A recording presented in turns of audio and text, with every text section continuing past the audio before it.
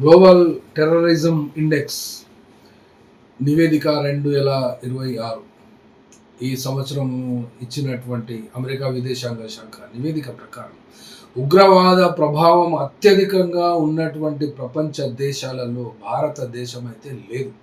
అనగా భారతదేశంలో ఉగ్రవాద చర్యలు కానీ ఉగ్రవాద కార్యక్రమాలకు జరిగేటువంటి ఎలాంటి ప్రభావము కూడా ఇండియాలో లేనందువలన ఇది ఉగ్రవాద పీడిత దేశంగా కాకుండా మరి ఉగ్రవాద కార్యకలాపాలకు మద్దతు ఇచ్చే దేశంగా ఏమైనా ఎదిగిందా గత 12 సంవత్సరాలలో పిఎం నరేంద్ర మోడీ నాయకత్వంలో అని అంటే ఆ జవాబు ఇప్పుడే చెప్పలేము. కానీ ఒక్కసారి చూద్దాం ఈ 10 దేశాలు ఏ రకంగా ఉన్నాయో. పాకిస్తాన్ ఫస్ట్, ఒకప్పుడు ఉగ్రవాదులకు మద్దతుగా ఉన్నటువంటి దేశంగా కీర్తి ప్రతిష్టలు గడించినటువంటి ఈ దేశం ఇప్పుడు ఉగ్రవాద దాడులు విపరీతంగా పెరిగినటువంటి లిస్టులో ఫస్ట్ స్థానాన్ని సంపాదించగలిగింది. అనగా ఇది ఉగ్రవాద పీడిత దేశంగా మారిపోయినది.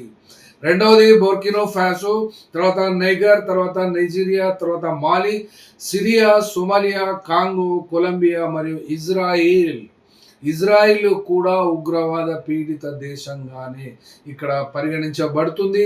కానీ ఇది పరిగణించబడమే చాలా వివాదాస్పదమైనటువంటి అంశమే. ఎందుకనంటే ఈ యొక్క లిస్ట్ తయారు చేసినటువంటిది అమెరికా విదేశాంగ శాఖ కాబట్టి అమెరికా యొక్క చరిత్రను ఒకసారి చూద్దాం. అమెరికాకు స్వాతంత్రం లభించింది జూలై 4, 1776. అనగా ఇప్పటికి యాజ్ అండ్ టుడే 249 సంవత్సరాల 330 రోజులు.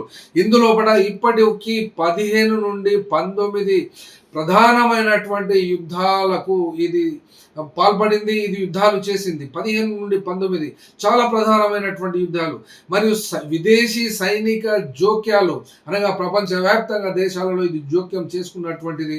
500 కంటే ఎక్కువ దేశాలలో ఎక్కువ సందర్భాలలో ఇది సైనిక జోక్యాలు చేసుకున్నది. అనగా 6 నెలలకు ఒక్కసారి ప్రపంచంలో ఏ మూల దేశాన్ని మీదనైనా ఆ దేశం యొక్క సైనికులతోనైనా కానీ ఇది జోక్యాలు చేసుకుంటుంటూ ఉండేటువంటి ఈ యొక్క చరిత్ర వలన ఇప్పుడు వచ్చినటువంటి ముప్పు కూడా అమెరికా మరియు ఇజ్రాయెల్ వలననే అంటున్నటువంటి ఈ యొక్క సందర్భంగా ముఖ్యంగా గల్ఫ్ ప్రాంతంలో ఉన్నటువంటి ఈ యొక్క యుద్ధము మరియు శాంతి ప్రణాళికలు రచించడంలో మరియు యుద్ధం చేయడంలో అమెరికాయే సాటి అన్నట్లుగా ప్రవర్తిస్తున్నటువంటి ఈ దేశానికి ఇప్పుడు ట్రంప్ అధ్యక్షుడిగా ఉండడమే అతిపెద్ద ప్రమాదము.